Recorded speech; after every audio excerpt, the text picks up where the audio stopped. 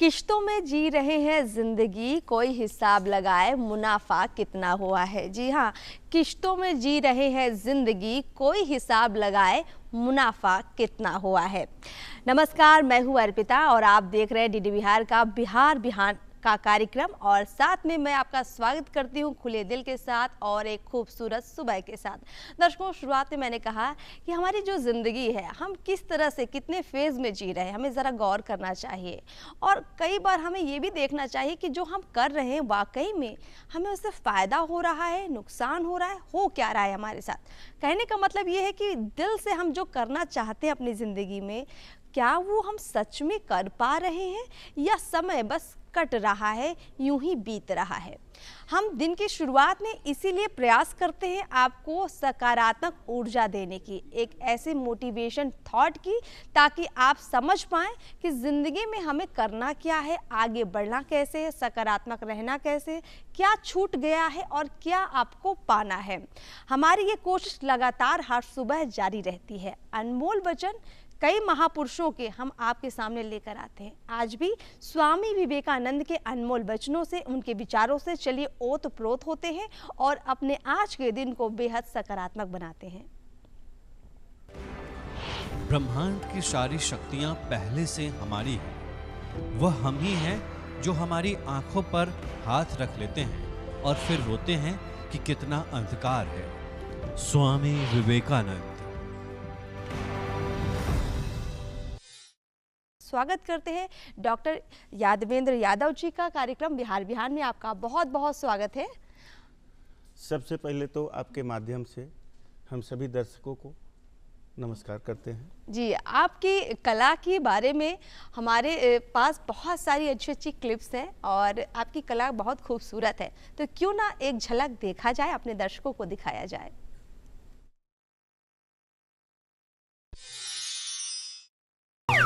बेटा ना साहब, नेता बने के पहले कमीना बने के पड़ेगा। आप लोगों को इस बात का अंदेशा था कि प्रेम प्रकाश शुक्ला के इनकाउंटर पर जनता का ऐसा असर होगा। जब कोई क्रिमिनल मरता है तो जनता राहत की सांस लेती है, लेकिन यहां तो नजारा ही उल्टा है। अरे हम जानना चाहते हैं कि जनता का प्यार ये शुक्ला के प्रति इतना क्यों। मिथिलेश और ओकर परिवार का इज्जत नहीं थे, लेकिन हमने तो इज्जतदार है। कौन दो कौड़ी के नचनिया हमने के इज्जत के साथ में खिलवाड़ नहीं कर। अरे महाराज, नया जमाने के लड़का लड़की बाढ़े ये लोगन के बात का लेवे दी। रंजीत, तू हमरा मालूम रहा कि तू ऐजा जरूर आईबा। अरे हमरे टुकड़ा पे पले वाला तू और बलदेव आज हमार जान के दुश्मन बन गइला। पैसा पैसा, अरे हमार जान बचावे के कीमत कितना लेबा? तोर जान के कीमत त लाग चुकल बा शंभुनाथ, और तोर वक्त आगिल बा।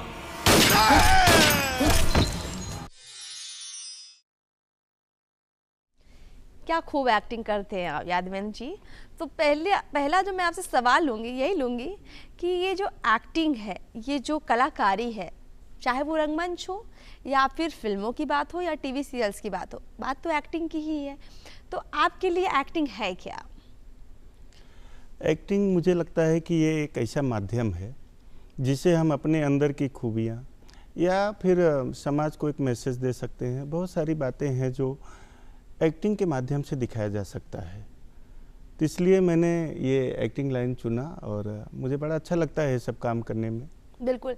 अगर हम शुरुआत की बात करें तो जैसा हमें पता है कि पहले आप जो है एक्टिंग करना चाहते थे, लेकिन एक्टिंग के साथ साथ फिर आपके परिवार ने दबाव दिया कि नहीं, डॉक्टर बन जाओ। तो ये सफ़र शुरू कैसे हुआ? आपको एक्टिंग के कीड़े ने काटा कब था? शुरुआती दौर में जब भी हम टीवी देखते थे, रामायण सीरियल वगैरह देखते थे, तो ये सब देख के मेरे मन में भी कहीं ना कहीं इच्छा होती थी कि कुछ ऐसा करूं कि मैं भी टीवी में आऊं और लोग मुझे भी देखें।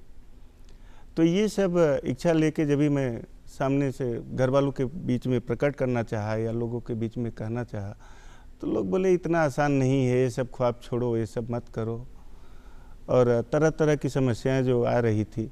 फिर भी मैं कुछ भी करके, मेरे मम्मी पापा जो है मुंबई में रहते हैं, तो वहाँ पे मैं चला गया। तो जब भी उन लोग से मैं ये सब बातें किया तो लोग क्या बोले कि अरे ये सब छोड़ो, कुछ और सोचो। तो मुझे कोई तो बहाना चाहिए था वहाँ रुकने के लिए। अच्छा। तो मैं बोला कि ठीक है, कुछ बताइए क्या किया जा सकता है। तो बोले कि ऐसा करो, डॉक्टर बन जाओ और डॉक्टर बन के फिर गांव में जाके वहाँ पे प्रैक्टिस करो और वहाँ की प्रॉपर्टी वगैरह संभालो और ये सब जो फिल्मी भूत है इसको छोड़ो। अच्छा। तो मैं बोला एक अच्छा बहाना है, कम से कम एक डॉक्टर बनेंगे तो 4-5 साल तक तो कोई कुछ नहीं बोलेगा कि यहाँ से जाओ। और मैं डॉक्टरी पढ़ाई शुरू कर दी। मुंबई में रहने का जो चांस आप ले रहे थे हाँ। वो डॉक्टर की पढ़ाई करके ले रहे थे। क्या बात है।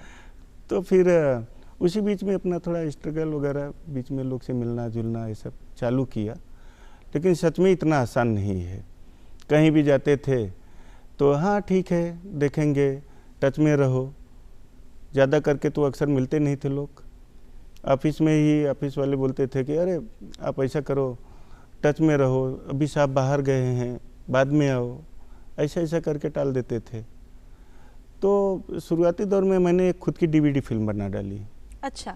हाँ। मतलब जब लोगों ने आपको काम नहीं दिया तो राइट। आपने अपना काम खड़ा कर लिया। हाँ, ताकि लोग को दिखा सकूं कि मैं भी कुछ कर सकता हूं। और इसके बाद फिर डीवीडी फिल्म वगैरह लेके और बाकी क्लिनिक अपना फिर चालू कर दिया, प्रैक्टिस मतलब चालू आप प्रॉपर डॉक्टर बन गए। हाँ। आपने डॉक्टरी शुरू कर दी और साथ ही साथ आप ऑडिशन भी देते रहे, राइट। लोगों से मिलते रहे ताकि आपको काम मिले, फिल्मी दुनिया में आप भी अपनी किस्मत को आजमा पाए। अच्छा, मैं आपसे समझूंगी, आपने थिएटर भी किया है, तो राइट। पहले आपने थिएटर सीखा फिर आप गए या टीवी और फिल्में करने के बाद आप थिएटर में? नहीं, थिएटर तो शुरुआत में गांव से ही कर दिया था। जब वो पढ़ाई के टाइम पे प्राइमरी में कर रहे थे, उसी टाइम पे जब वो टीवी में रामायण सीरियल आता था तो हमारे गांव में जो नाटक होते थे, नुक्कड़ नाटक वगैरह, तो उसमें मुझे मौका मिला था। तो वहाँ पे हमने करीब 1-2 नाटक किया था और लोग को बड़ा पसंद भी आया था मेरी एक्टिंग। तो ये सब देख के मुझे लगा कि हाँ कुछ करने लायक है इस लाइन में। मतलब बचपन में खेल खेल में जो आप कर रहे थे आपने सोचा कि चलिए थिएटर मिल गया है, एक मंच मिल गया है, अब हो सकता है इससे कुछ अलग दुनिया मिल जाए, किस्मत खुल जाए, और हुआ भी आपके साथ वैसा। आपने करीब मुझे लगता है कि 125 से 30 फिल्में की हैं, 20-25 मुझे लगता है टीवी सीरियल में काम किया है, अब 20-25 रंगमंच कलाकार के रूप में आपने प्रस्तुतियां दी हैं। तो इन तमाम काम के बारे में अगर आप जिक्र करें, इसमें सबसे बेहतर काम, सबसे ऐसा काम जो काफ़ी कठिन भी रहा हो लेकिन मज़ा भी आया हो? काम तो अपने जगह पे सब एक तरह से देखा जाए तो अगर आप एंजॉय कर रहे हो तो आसान है, और एंजॉय नहीं कोई प्रेशर दे के अगर कुछ काम हो रहा है तो बड़ा कठिन भी लगता है। फिलहाल अभी जो हमारा एक कार्यक्रम चालू है ये स्टेज शो का, जो लाइट एंड साउंड जिसको बोलते हैं, तो ये मुझे बड़ा इजी लगता है क्योंकि इसमें कुछ डायलॉग्स वगैरह भी याद नहीं करना रहता है, कॉस्ट्यूम पहन के बस चले गए और लिपसिन देना रहता है। अच्छा। तो बड़ा आनंद आता है। अच्छा।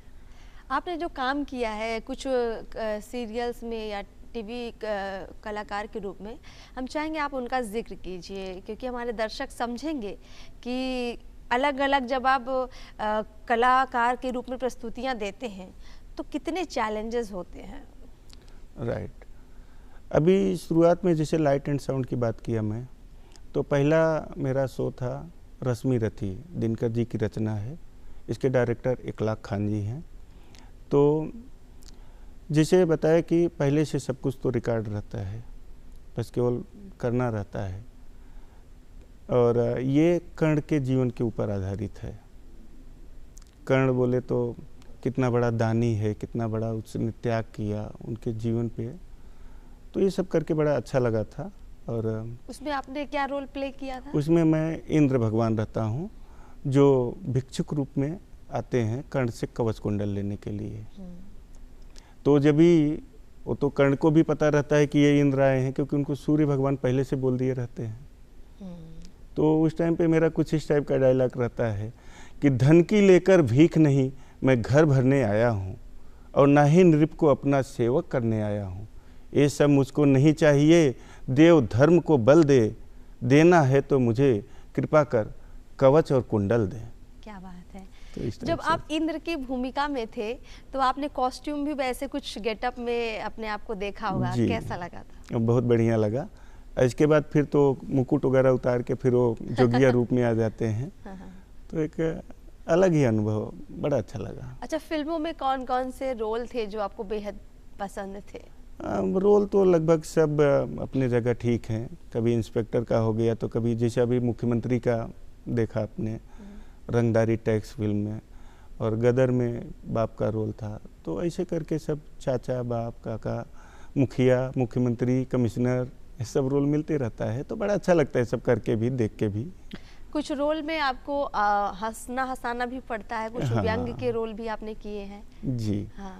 अभी जैसा कि आपने क्लिप में देखा एक शुरुआत में ही कि कुछ इस टाइप के भी कभी कभी कॉमेडी वाला रोल मिल जाता है तो अच्छा लगता है। ज़्यादा चैलेंजिंग कौन सा होता है, जिसमें रोना पड़ता है कि जिसमें मुस्कुराना पड़ता है? जिसमें चिल्ला के बोलना पड़ता है, खास करके मेरे लिए थोड़ा एंग्री मैन टाइप का, तो अच्छा लगता है। बहुत अच्छा। यानी जिसमें एंग्री मैन, कुछ एंग्री मैन के डायलॉग याद हैं आपको? अगर कुछ एंग्री मैन करके आप दिखाना चाहें। हाँ, जैसे अभी शहंशाह पिक्चर में मैं गृह मंत्री रहता हूँ, तो उसमें भी मेरा डायलॉग है, ये सब क्या हो रहा है एसपी, बाहर पब्लिक शोर मचा रही है और मीडिया सवाल पूछ रही है, लेकिन हमारे पास कोई जवाब नहीं है। बाबू दीन बंधु दीनानाथ और बाबूजी का कत्ल हुआ है,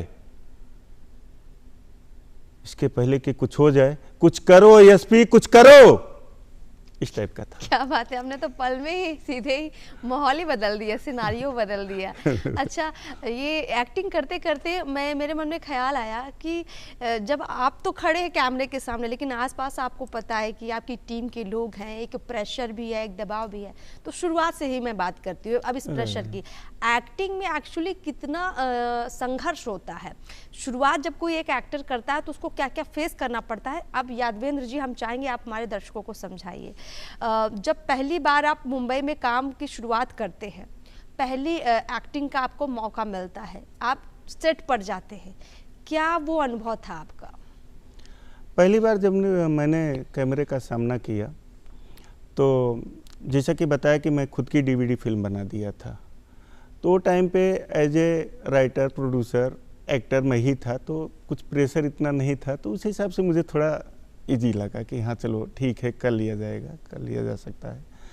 बाकी बाद में फिर जैसे पहला शो मुझे मिला, ये डीडी नेशनल पे आता था एयर होस्टेस सीरियल, तो उसमें मुझे चांस मिला। अंजन गोस्वामी जी का इलाज करना रहता है एज ए डॉक्टर, मुझे उसमें रोल मिला था। तो वहाँ पे थोड़ा सा ज़रूर प्रेशर था, लेकिन फिलहाल जो डायरेक्टर थे बड़े इजी तौर से करवा लिए मुझे। मन में कैसा दबाव था कि एक्टिंग ठीक से नहीं कर पाएंगे या कुछ गड़बड़ हो गया तो फिर कहीं निकाल तो नहीं दिया जाएगा? क्या बहुत सारी बातें थी। एक तो अंजन जी बार बार मुझे एक ही बात बोलते थे, आपने वो कार्ड बना रखा है, एसोसिएशन का कार्ड बना है। अभी क्या बोलूँ, मन में ये होता था कि अगर झूठ बोलूँगा तो कहीं कार्ड के लिए तो मुझे नहीं बोलेंगे, अरे इनका कार्ड बाहर नहीं है, कहाँ से बुला लिए इनको।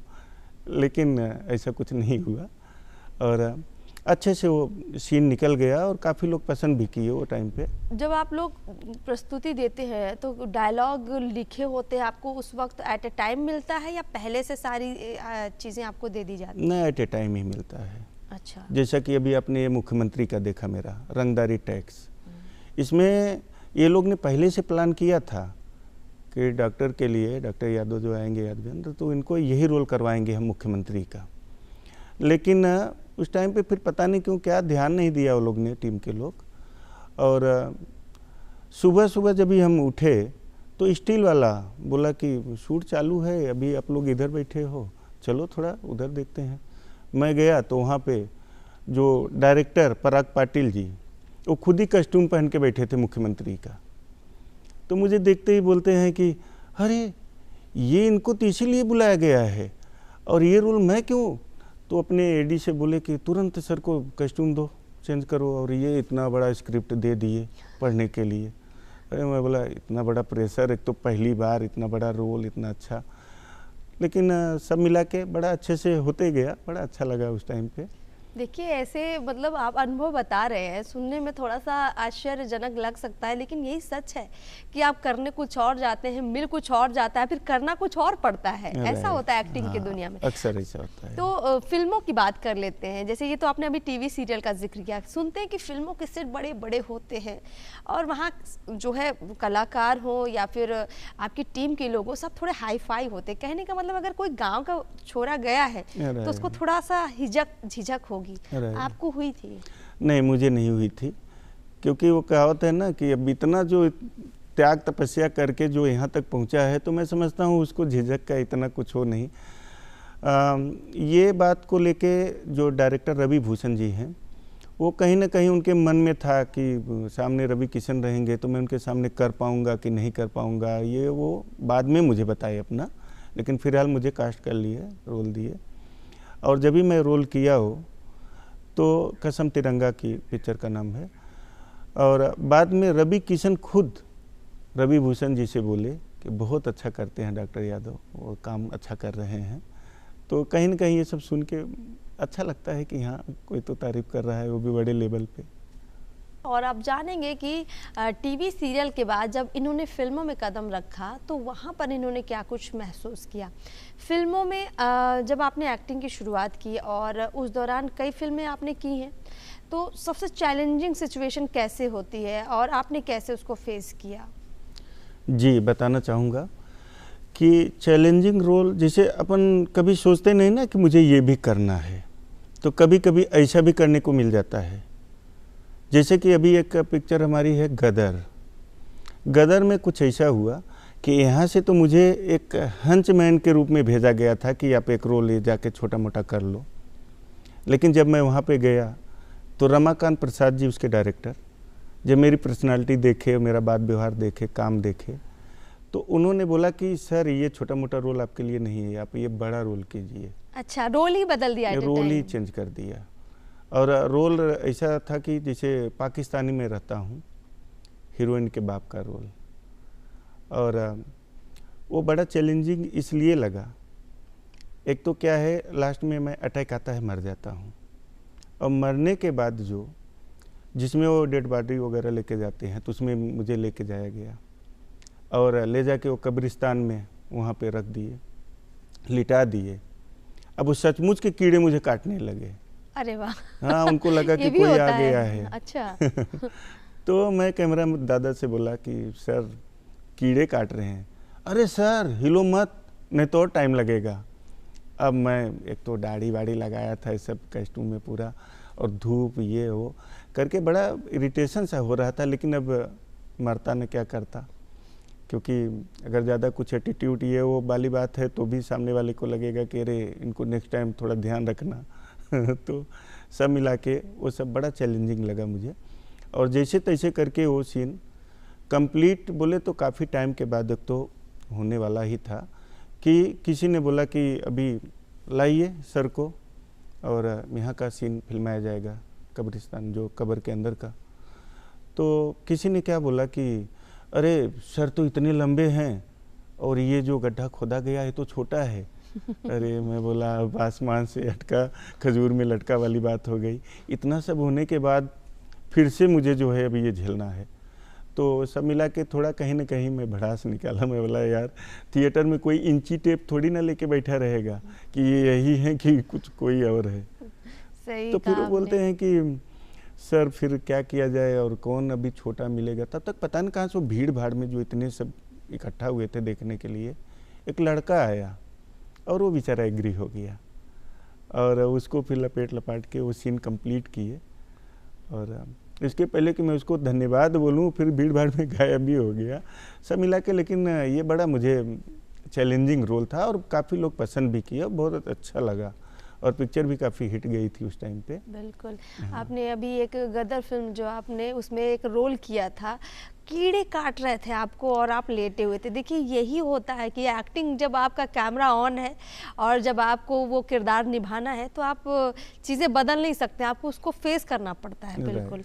देखिए आपने रंगमंच में भी काम किया, थोड़ा रंगमंच के बारे में बताइए कि आपने इसको खेल में बचपन में जो किया था, प्रोफेशनली इसको कब किया और कैसे किया? प्रोफेशनली वही बताया मैं, मेरा पहला जो है शो ये दिनकर जी की थी, रश्मि रथी, उसमें आपने किया था। अच्छा, उसका जिक्र किया आपने। जी। इसके बाद करीब मेरा 4-5 शो अभी फिलहाल कंटिन्यू चल रहा है, जिसमें से महाराज अग्रसेन और खाटू श्याम, गीता दर्शन, सत्यनारायण कथा और मैं अयोध्या हूँ। और जिसके कर्ता धर्ता हैं बोले तो डायरेक्टर प्रदीप जी, और बैक स्टेज उनकी लड़की है व्याख्या, वो काफ़ी अच्छे से हैंडल करती है। तो अच्छा इसलिए लगता है कि जैसे हमें क्या चाहिए, तलवार चाहिए, गदा चाहिए, क्या चाहिए, मतलब कौन सा चीज़ चाहिए, वो बैक स्टेज लेके वहाँ पे। और इसके प्रोड्यूसर हैं योगेश जी, जो काफ़ी अच्छा एक टीम मिला है, जो एकदम लगता है कि हम अपने परिवार में ही काम कर रहे हैं। बहुत अच्छा। यादवेंद्र जी, आपने ये जो सफ़र की शुरुआत की, देखिए हर सफ़र में एक पहली सीढ़ी होती है, तो पहली सीढ़ी अगर हम आपकी समझे, जो आपकी शिक्षा थी, जो एजुकेशन थी, वो क्या किया आपने? स्कूल के बाद जब आप कॉलेज में गए तो आपने बोला कि आपके पेरेंट्स ने डॉक्टरी के लिए बोला था, लेकिन उससे पहले आपने कहाँ कहाँ से पढ़ाई की, और जब आप एक्टिंग में आए तो आपने कहीं से एक्टिंग सीखी या फिर ये सिलसिला नेचुरल था, आपको पहले से एक्टिंग आती थी और आप करते गए? जी, पढ़ाई तो मेरा पहला तो यूपी में ही हुआ, जौनपुर का रहने वाला हूँ मैं, और बाद में फिर मुंबई निकल गया। तो डॉक्टरी की पढ़ाई मेरी BA 10वीं 12वीं के बाद ही आप? हाँ, 12वीं के बाद फिर वहाँ से मैंने किया। और बाकी ये एक्टिंग के लिए तो कहीं ऐसा जाना नहीं पड़ा। फिलहाल मैं समझता हूँ ये नेचर गिफ्ट है, और ऊपर वाले का बड़ा शुक्रगुजार हूँ कि मुझे हर वो कुछ मिला जो मैंने चाहा। तो बड़ा अच्छा लगता है ये सब देख के। और मैं अगर पुनर्जन्म की बात करें, ऐसा कुछ है तो मैं यही जन्म फिर से लेना चाहूँगा। क्या बात! इसका मतलब ये है कि आपकी अंदर जो एक्टिंग है वो आपके अंदर से निकलती है। तो कुछ ऐसे कलाकारों को आपने देखा होगा जिनको देखकर आपको कहीं ना कहीं उनके जैसा बनने का या उनकी जैसी बढ़िया एक्टिंग सीखने का मन किया होगा? आपके मतलब फेवरेट एक्टर, एक्ट्रेस लोग कौन है वो? हाँ, ये हमारे अमिताभ बच्चन जी हो गए, गोविंदा जी हो गए। इन लोग की एक्टिंग देख देख के ऐसा लगता था कि कभी मौका मिले तो मैं भी ऐसा करूं, और आज मौका मिला है। तो जैसा स्क्रिप्ट के हिसाब से डिमांड रहता है तो ऐसा हम अमिताभ बच्चन जी का कुछ अगर आपका फेवरेट डायलॉग हो, अगर आप उनका क्या उनके तो इतने सारे हैं कि अभी बताने लगेंगे तो पूरा उनके डायलॉग्स में ही चले जाएंगे। हाँ। फिलहाल उनके जो स्टाइल में बोला, अरे भैया एक मिनट, तो कुछ इस टाइप से लगता है कि एक एंग्री मैन। अच्छा, गोविंदा जी का वो क्या पॉइंट है जो आपको बहुत पसंद आता है? उनका जो स्माइल दे दे के डांस करते हैं। अच्छा। ये सब मुझे बड़ा अच्छा लगता है। और बाकी एक्टर तो एक नंबर 1 के है ही है वो। कुछ डायलॉग अगर आपको करने का मन करे तो आप किसके डायलॉग करेंगे? नहीं, बोला ना कि अगर स्क्रिप्ट में कुछ इस टाइप का अमित जी का या गोविंदा जी का ऐसा कुछ मिल जाए तो मैं समझता हूँ मेरे लिए ज़्यादा इजी रहेगा, क्योंकि उन लोग को मैं बहुत फॉलो किया हूँ और बहुत देख देख के अच्छा लगता था उन लोग को। और अभी भी उनकी फिल्में जब भी टाइम मिलता है तो चालू रहता है देखना। कौन कौन सी फिल्में और उनके डायलॉग? बहुत सारी फिल्में हो गई, अभी अमित जी की हो गई सब, लावारिस, डॉन का कोई डायलॉग है याद आपको? डॉन का तो ऐसा थोड़ा सा देखना पड़ेगा। डॉन का पता तो 11 मुल्कों की पुलिस कर रही है, और डॉन का पता लगाना मुश्किल ही नहीं नामुमकिन है, कुछ ऐसे डायलॉग। अच्छा। यादवेंद्र जी, थोड़ा सा हम आपके परिवार के बारे में भी जानना चाहेंगे जी। तो आपके सफ़र में आपके परिवार का कितना सहयोग रहा है? किन किन लोगों ने आपका साथ दिया और कौन कौन लोग थे जो चाह रहे थे कि आप एक्टिंग ना करें? जी, इस विषय में तो मेरे घर का कोई नहीं चाह रहा था कि मैं एक्टिंग करूं। अच्छा जी, क्योंकि हर कोई यही चाह रहे थे कि ये सब कहाँ, ये सब बड़ा मगजमारी का काम है और घर परिवार संभालो, कहाँ ये सब चक्कर में पड़ रहे हो। लेकिन जैसे तैसे करके, लेकिन मेरी जो इच्छा थी, कहते हैं सुनो सबकी, करो अपने मन की। अच्छा। तो मुझे इस बात को लेके अपने मन की जो मैंने सुनी, और आज जो मैं थोड़ा सफल हूँ तो उसी की देन है। परिवार में कौन कौन है आपके? परिवार में मम्मी डैडी के अलावा मेरे 3 भाई हैं, एक बहन है, और मिसेज है जो हाउसवाइफ है, 2 बच्चे हैं, एक लड़का एक लड़की। लड़की मेरी एयर होस्टेस है और लड़का मेरा जो है ये फीमेल क्रिकेट कोच है। अच्छा, सारे बच्चे सेटल हैं, सारा परिवार सेटल है। यादवेंद्र जी, आप क्लिनिक भी चलाते हैं, तो ये थोड़ा हम समझेंगे कि आप फिल्मों में भी काम कर रहे हैं, एक्टिंग भी कर रहे हैं, साथ में क्लिनिक चलाते हैं, मैनेज कैसे करते हैं? जब भी वहाँ रहेंगे तो तो ये पार्ट टाइम समझ लेते हैं, और जब यहाँ हैं वो पार्ट टाइम समझ लेते हैं। और रहा सवाल क्लिनिक का, तो इस मामले में भी मैं बड़ा अपने आप को खुशनसीब समझता हूँ कि जिसको जो भी ट्रीटमेंट देता हूँ लगभग सब ठीक होके जाते हैं, खुश होके जाते हैं। और आज हमारे एरिया में लगभग जितने इंडस्ट्री के लोग हैं सबका फैमिली फिजिशियन मैं ही हूँ, और वो लोग का जो मेरे तरफ से हो सकता है यथासंभव हेल्प भी होता है उनको, और लोगों का हेल्प करके भी मुझे बड़ी खुशी होती है। आपने कई फिल्मों में काम किया है, तमाम काम का जिक्र हो चुका है लगभग, लेकिन अभी हमने आपके एक्टिंग का वो जो असली कीड़ा है वो नहीं देखा है, वो देखना बाकी है।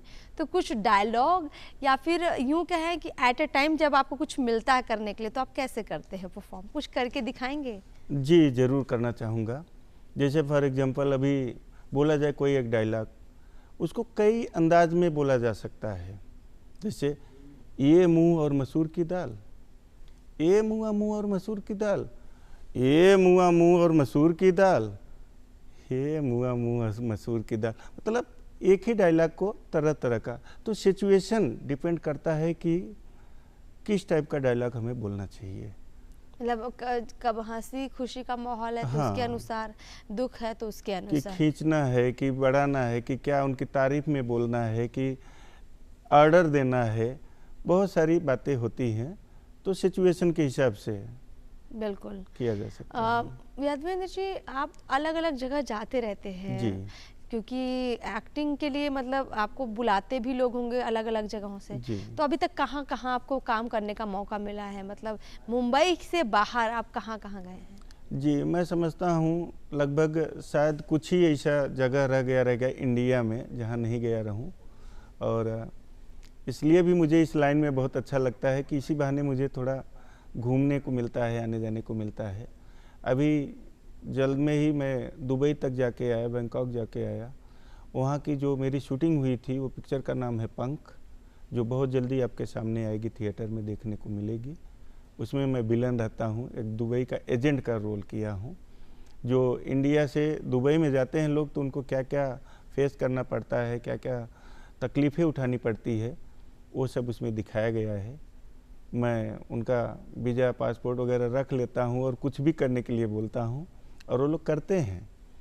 इस टाइप का ये सब्जेक्ट है, बहुत जल्दी आपके सामने आएगा। अच्छा, आप दुबई गए, अभी बैंकॉक भी आप गए, मतलब अपने देश से बाहर जब जाते हैं आप, साथ में सेट के लोग होते हैं, वहाँ जाके क्या आपको अनुभव हुआ? मतलब कैसा लगा आपको? अच्छा लगा या थोड़ा सा ऐसा लगा कि नहीं नहीं हम तो गलत जगह आ गए, ऐसा तो नहीं लगा? नहीं नहीं, बहुत अच्छा लगा।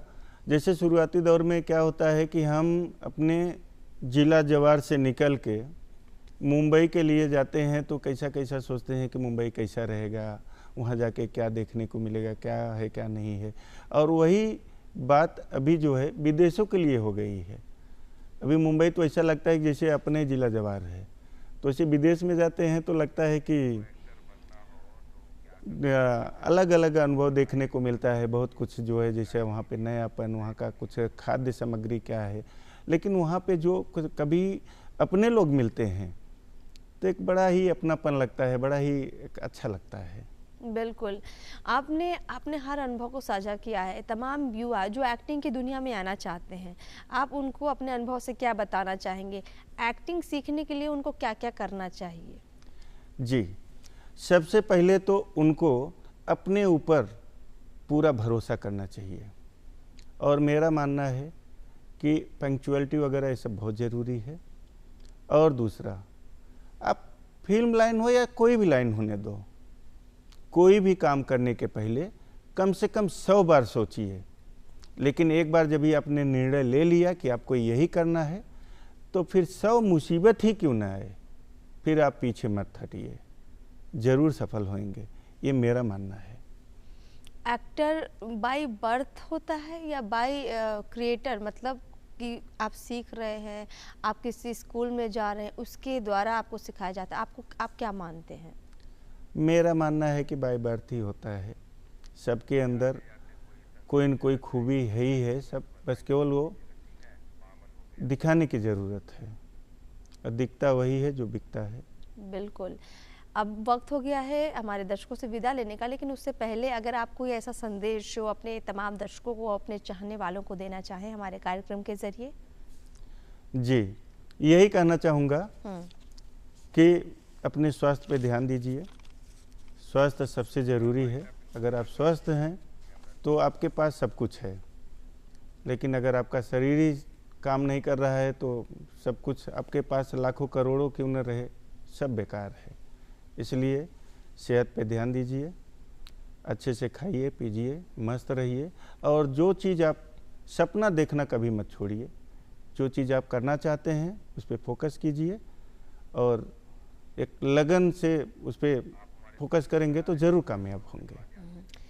बहुत बहुत शुक्रिया आपका यादवेंद्र जी, आप कार्यक्रम बिहार बिहान में आए, स्टूडियो में आए और तमाम बातचीत की। आपका बहुत बहुत धन्यवाद बातचीत करने के लिए और अपने अनुभवों को साझा करने के लिए।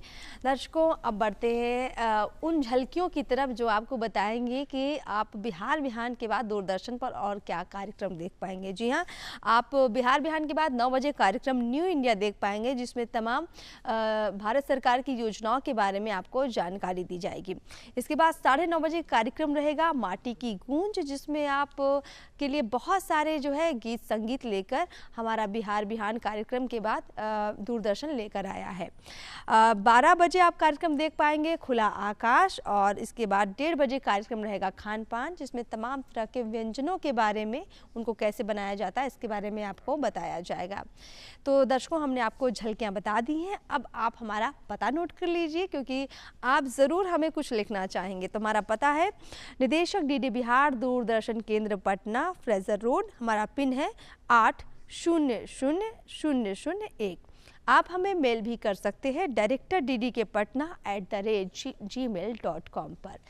तो दर्शकों, आपने हमारा पता नोट कर लिया है। अब हम उम्मीद करते हैं कि आपने सेट कर लिया होगा अपने दिन का शेड्यूल, और आप उसको फॉलो करते हुए अपने दिन को बेहतर बनाने का प्रयास ज़रूर करेंगे। फिलहाल आपको छोड़ जाते हैं एक प्यारे से नगमे के साथ, और मुझे इजाज़त दीजिए आप। नमस्कार।